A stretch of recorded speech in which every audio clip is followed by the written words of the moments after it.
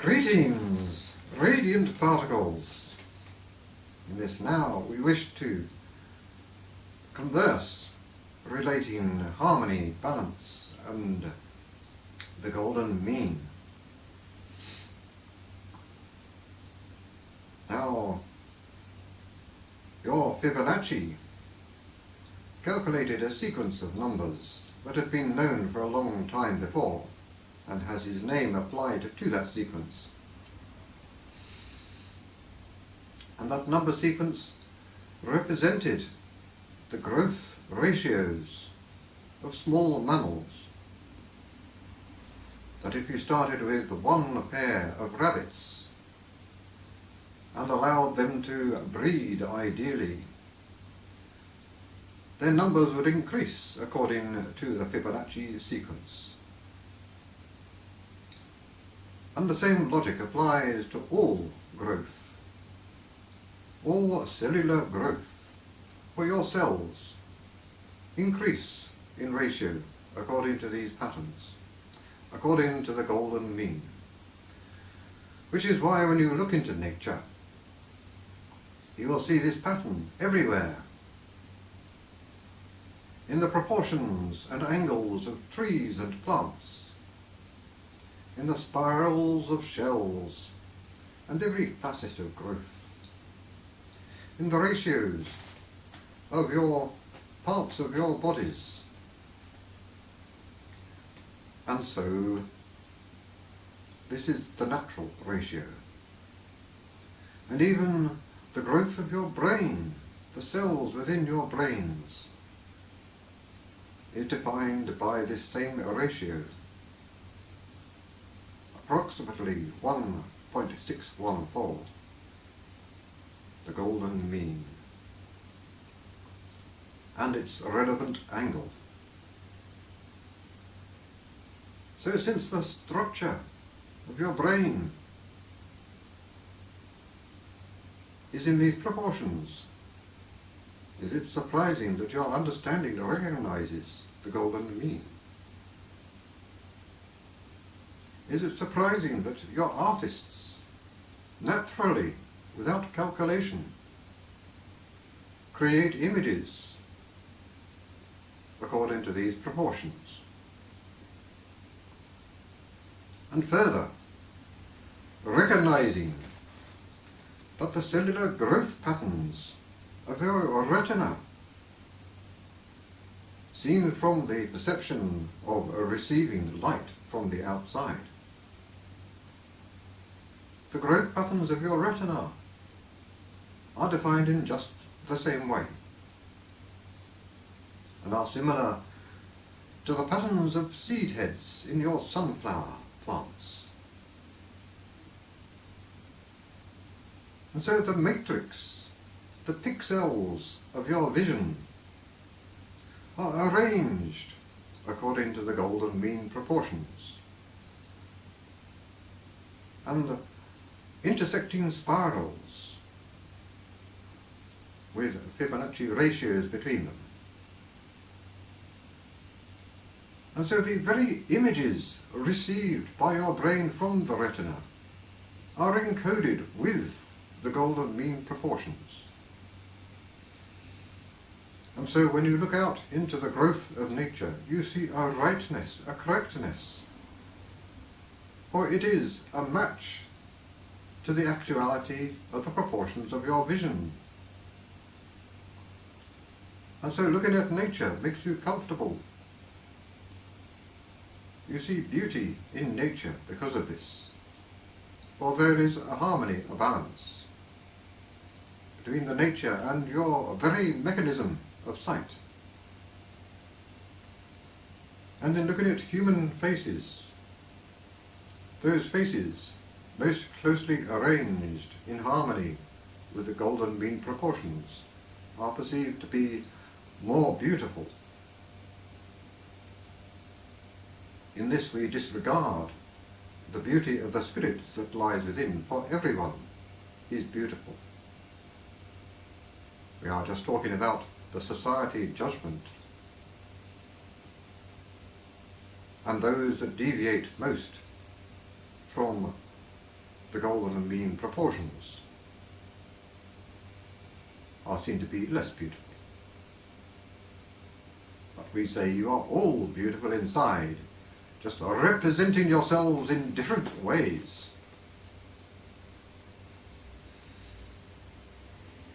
Now, when you look at cellular growth and the growth of populations of creatures, you can see logically why this sequence occurs.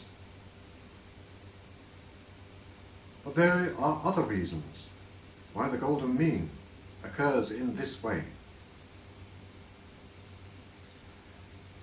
It is the balance, the mean, between the additive sequences and the geometric sequences. Let us explain. The sequence 1, 2, 3, 4, 5, 6 is an additive sequence. It continues, unchanging, creating a straight line. But the sequence 1, 2, 4, 8, 16, 32, 64 is a geometric sequence whose slope increases continuously, of continuous change, moving towards infinite increase. Now, if there was only additive increase, that is, increase without change, no change means death, not life. And so the universe cannot be purely additive, although it has additive components. And likewise, the geometric sequence, because it increases in rate infinitely, equates with destruction, with everything suddenly becoming infinite. And so also, if this was the only thing in the universe, you would already have expanded to be everywhere and nothing. But the balance, the mean, the median, the harmony between the two is the golden mean. If you think of the additive sequence as straight lines rising slowly, and of the geometric sequence as curves rising higher and higher, the minimum additive sequence is zero, horizontal line, nothing. And the geometric sequence has an infinite proportion of being vertical, of being infinite. And in between is this line that can be created additively, as Fibonacci has shown, and can also be created geometrically by applying the proportion of the golden mean. So it is a line that is both additive and geometric, and yet it is neither. And it is this fine line about which all reality resonates between the additive sequence and the geometric sequence.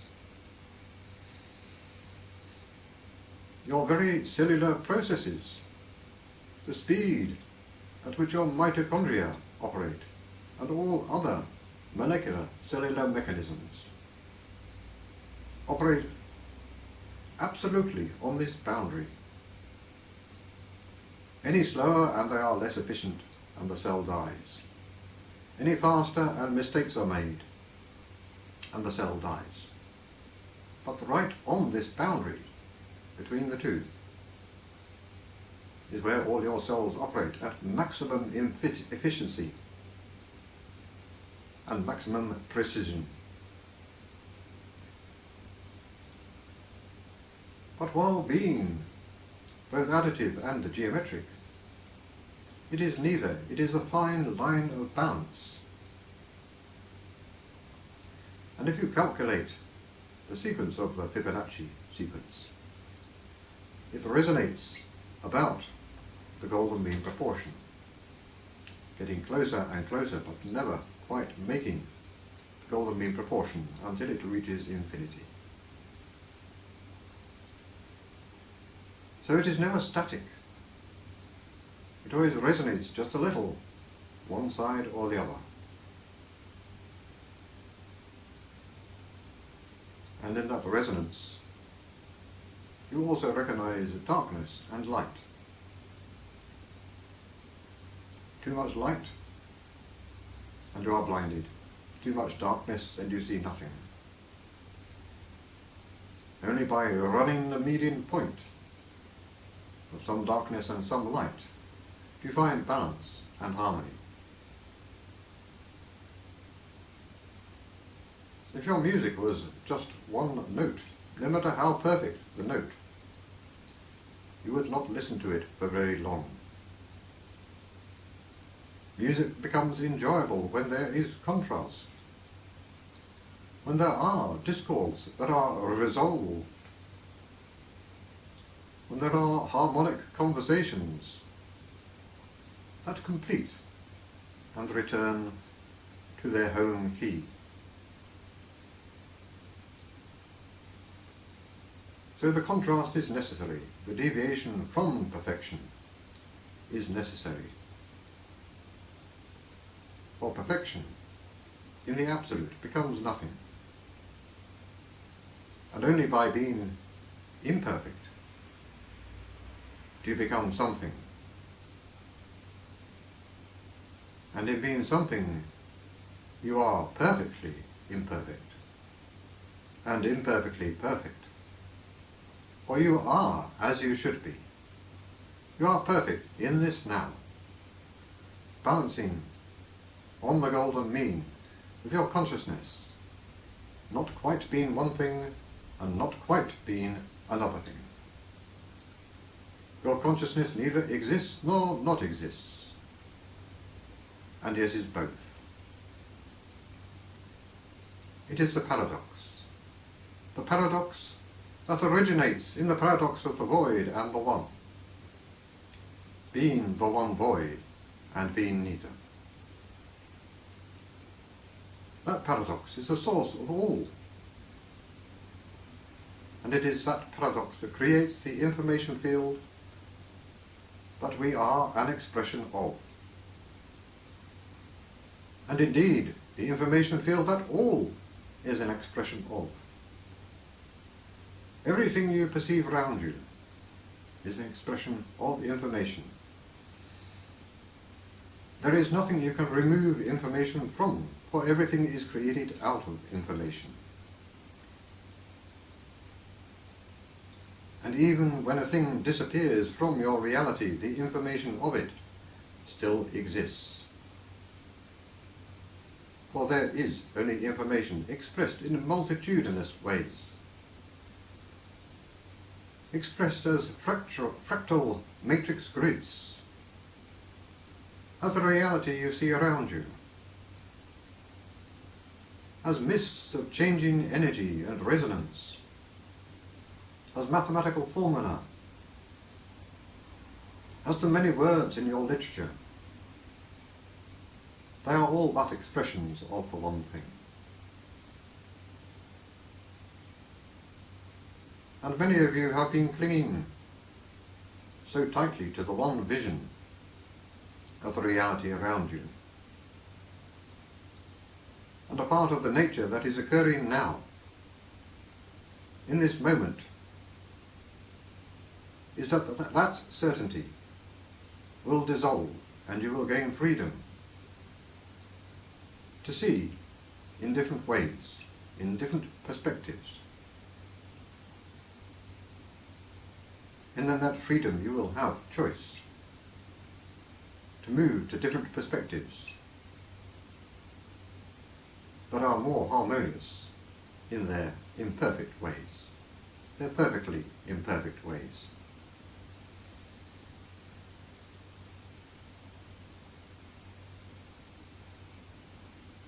We see your great adventure,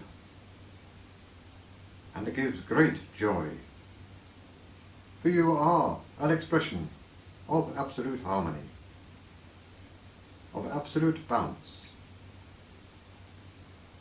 Imperfections and all, for all, is as it should be, for how could it be anything else?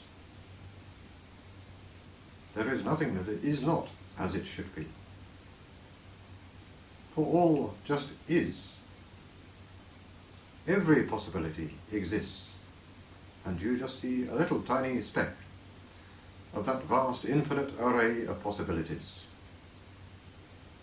And some choose to judge there is something wrong with it.